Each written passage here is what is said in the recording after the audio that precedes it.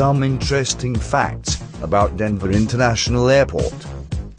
The airport was built in 1995 on 34,000 acres, 53 square miles, in spite of the fact that Denver already had what everyone said was a perfectly fine airport, Stapleton, which was ordered closed when Denver International was built, so there wouldn't be any competition.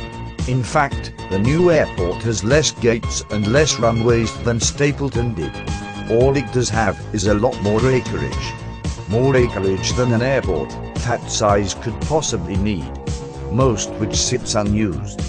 They say it's in case they need to do any future expansion.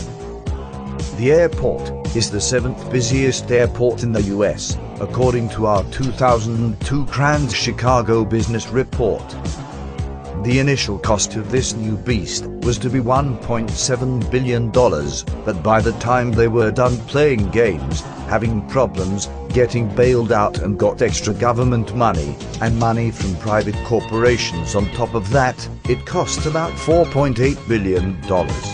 Obscenely over budget. Words used to describe the airport were buried in technical problems, poor project management, overwhelming complexity, and America's most inconvenient airport. It was built in a high wind area. Stapleton had not been, that causes it to be shut down or flights delayed often.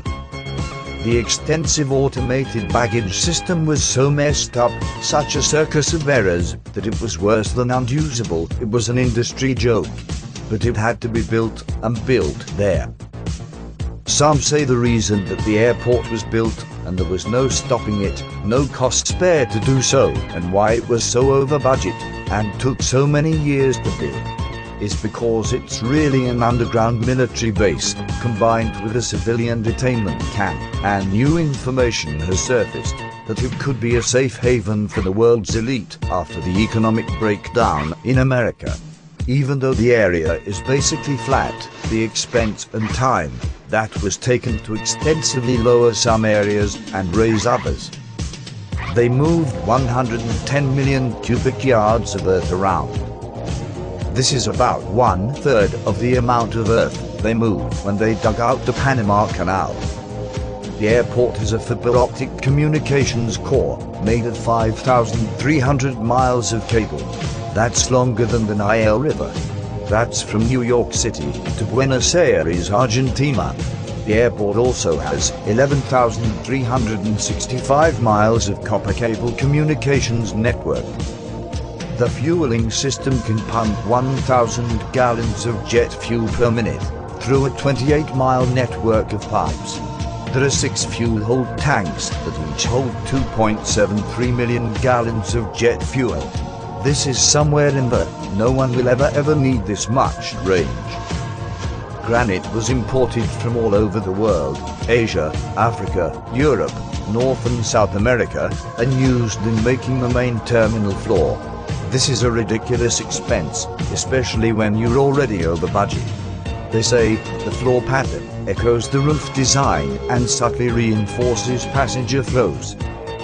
The huge main terminal is Jeppesen Terminal, named after Alfred Jeppesen, who was the first person to create maps specifically for aviation. The company is still in business today. This area is known as the Great Hall. It's said this is what the Masons named their meeting place. It is 900 feet by 210 feet. This is over 1.5 million square feet of space. All told, there is over 6 million square feet of public space at the airport. The airport brags that they have room to build another terminal, and 2 more concourses, and could serve 100 million passengers a year. The airport flew 36 million in 2001. The entire roof of the airport is made of 15 acres of Teflon-coated woven fiberglass. The same material is on the inside as a layer, also.